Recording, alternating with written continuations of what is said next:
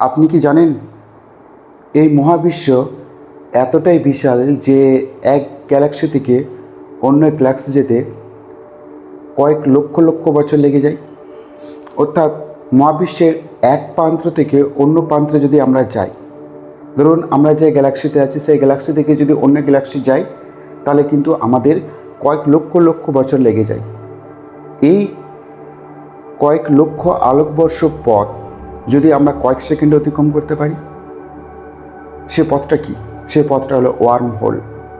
আজকে আমরা ভিডিওতে জানবো ওয়ার্ম হোল কী, কীভাবে কাজ করে, বাস্তবে কি আদৌ সম্ভব ওয়ার্ম হোল। ওয়ার্ম হোল হলো এমন একটা তাত্ত্বিক গঠন যা দুটি ভিন্ন স্থান বা ভিন্ন সময়কে একটা সেতুর মাধ্যমে সংযুক্ত করতে পারে। যদি আমি আপনাদেরকে বোঝাতে চাই, তাহলে ধরুন আমি একটা পেপার নিলাম। এখানে দেখতে পাচ্ছি যে এ এবং বি দুটো পয়েন্ট আছে এবং এই এ বি দুটো পয়েন্টের মধ্যে সবথেকে শর্টেজ ডিস্টেন্স কি? এই বরাবর স্ট্রেট লাইন, এই স্ট্রেট লাইন বরাবর হচ্ছে শর্টেজ ডিস্টেন্স। যদি আমরা এটাকে বেন্ড করে দিলাম, তাহলে এ এবং বি এর মধ্যে দূরত্বটা কমে গেল, এবং সেটা কয়েক মিলিমিটার হয়ে গেল। এই ধারণাটি আসে আইনস্টাইন এবং ন্যাথন রোজেনের 1935 সালের কাজ থেকে, যাকে আমরা বলি আইনস্টাইন রোজেন ব্রিজ। আইনস্টাইনের জেনারেল রিলেটিভিটি থিওরি অনুসারে মহাকর্ষ হলো স্পেস টাইমের বক্রতা। অর্থাৎ অনেক ভর বিশিষ্ট বস্তু যেমন ব্ল্যাক হোল স্পেস টাইমকে এতটাই বাঁকিয়ে দেয়, এতটাই বেন্ড করে দেয় যে সেখানে আলো পালাতে পারে না। যদি আমরা দুটি ব্ল্যাক হোলের মধ্যে সংযোগ ঘটাতে পারি, তাহলে কিন্তু ওয়ার্ম হোল তৈরি হতে পারে। ওয়ার্ম হোল দুই ধরনের হতে পারে। একটা কি ট্র্যাভার্সেবল ওয়ার্ম হোল, যেখানে বস্তু এবং মানুষ যাতায়াত করতে পারে।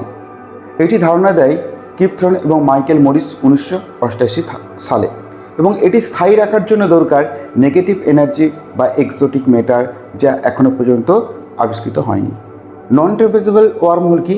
যেখানে মানুষ বা বস্তু যাতায়াত করতে পারে না, এটি অস্থির এবং তাত্ত্বিক পর্যায়ে থাকে। ওয়ার্ম হোল স্থায়ী রাখার জন্য দরকার এমন পদার্থ যা নেগেটিভ এনার্জি ডেনসিটি তৈরি করতে পারে। এটা সাধারণ পদার্থ নয়, এর ভর ঋণাত্মক হতে পারে। কোয়ান্টাম থিওরি কাসিমের ইফেক্টে ক্ষণিকের জন্য এরকম জিনিস দেখা গেছে, কিন্তু তা খুবই দুর্বল। বাস্তবে এর কোনো অস্তিত্ব নেই, সবই থিওরিটিক্যাল। ওয়ার্ম হোল যদি তৈরি হয়, শুধু সে দুটি ভিন্ন স্থানকে নয়, দুটি ভিন্ন সময়কে কিন্তু সংযুক্ত করতে পারে। তাই অনেক বিজ্ঞানী মনে করেন এটি হতে পারে টাইম মেশিন। অর্থাৎ এর ফলে কি ঘটতে পারে? গ্র্যান্ডফাদার প্যারাডক্স বা ক্যাজুয়ালিটি ভায়োলেশন হতে পারে। কেউ ভবিষ্যতে গিয়ে তার অতীতকে বদলে ফেলা সম্ভব হয়ে যেতে পারে। এই ধরনের প্যারাডক্স ব্যাখ্যা করতে বিজ্ঞান কিন্তু চেষ্টা করে যাচ্ছে। বাস্তবে কোনো সংস্থা ওয়ার্ম হোল তৈরি করছে না।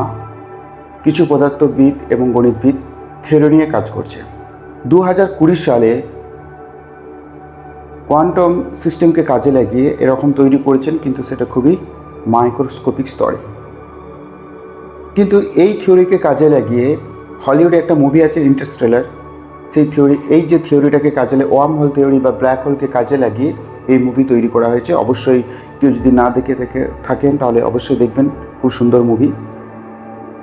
দেখুন, ভবিষ্যতে এটা আমাদের কল্পনা, ওয়ার্ম হোল একটা কল্পনা। হয়তো এমন একটা শতাব্দী আসবে যেখানে আমরা উন্নত প্রযুক্তি ব্যবহার করে মহাকাশের সব সীমা ভেঙে দেব। এটা আমাদের ততদিন পর্যন্ত ভাবতে হবে। যদি সম্ভব হতো এরকম ওয়ার্ম হোল, তাহলে হয়তো আমরা আমাদের অতীতকে পরিবর্তন করতে পারতাম।